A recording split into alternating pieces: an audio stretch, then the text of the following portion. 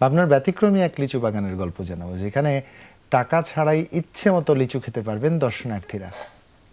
সেই বাগানের গল্প আমাদেরকে জানাচ্ছেন সহকর্মী কলির তালুকদার। রসালো ফল লিচু, পাবনাকে বলা হয় লিচুর রাজধানী। বর্তমানে বাজারে 100 লিচু কিনতে গেলে একজনকে 200 থেকে 250 টাকা গুনতে হবে। তবে আমি এখন যে জায়গায় রয়েছি পাবনার সাথে উপজেলার আলোকদিয়ার গ্রামে। এই গ্রামেই একটি বাগান গড়ে তুলেছেন কৃষিবিদ শামীম। এই বাগানে কোনো দর্শনার্থী যদি আসে তাকে টাকা দিয়ে লিচু কিনতে হয় না। সে যত পারে লিচু খেয়ে যেতে পারে, তবে নিয়ে যেতে পারবে না। লিচু যে পেরে খাওয়ার মজা এবং ইচ্ছা মতো গাছে উঠে গাছের নিচে যেভাবে পেরে খাওয়ার মজা, এটা কিন্তু সবাই পায় না। কিভাবে পাবে? এই যে বাগান মালিক 200টি লিচু গাছ উন্মুক্ত করেছে, এখানে বাচ্চারা আসছে, আবাল বৃদ্ধ বনিতা সবাই আসছে, এসে লিচু পেরে খাচ্ছে। এই যে মজাগুলো চোখে মুখে দেখছি, আসলে মানুষকে মজা দেওয়ার মতো, মানুষকে আনন্দ দেওয়ার মতো বড় কিছু হতে পারে না। এখানে এসে অসাধারণ লাগছে, কারণ আমরা তো শহরে বেড়ে উঠেছি। এরকম উন্মুক্ত বাগানে কখনো গাছে উঠে এভাবে লিচু পাড়ার অভিজ্ঞতা আমার এটাই প্রথম। আর অনেকেরই বাগান থাকে, কিন্তু এভাবে উন্মুক্ত হয়তো অনেকে করে দেয় না। লিচু গাছে উঠেছি, আমি লিচু খেয়েছি, অনেক মিষ্টি খেতে, এবং কি এখানকার মালিক আমাকে কিচ্ছু বলে না, আমার খুব ভালো লেগেছে। যার এই বাগান, তার জন্য অনেক দোয়া রইল যে তিনি মানুষের জন্য এভাবে উন্মুক্ত করে দিয়েছে এই লিচু খাওয়ার জন্য।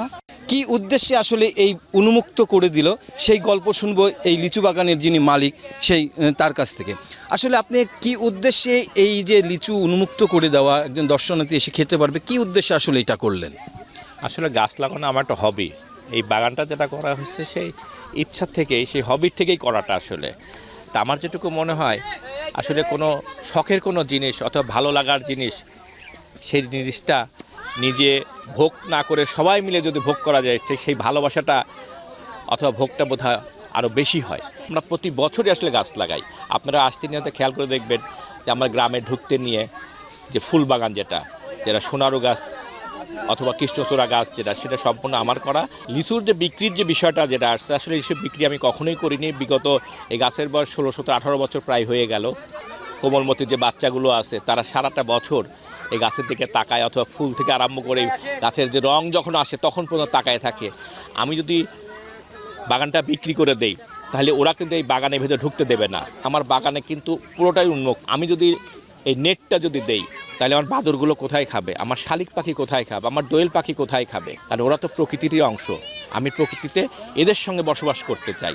এই বাগান মালিক যে চিন্তা থেকে দর্শনার্থীদের জন্য লিচু খাওয়ার উন্মুক্ত করে দিয়েছেন, শিশু বা অসহায় দরিদ্র মানুষ রয়েছে, তারাও বিনামূল্যে লিচু খেতে পারবে এবং লিচুর স্বাদ গ্রহণ করতে পারবে।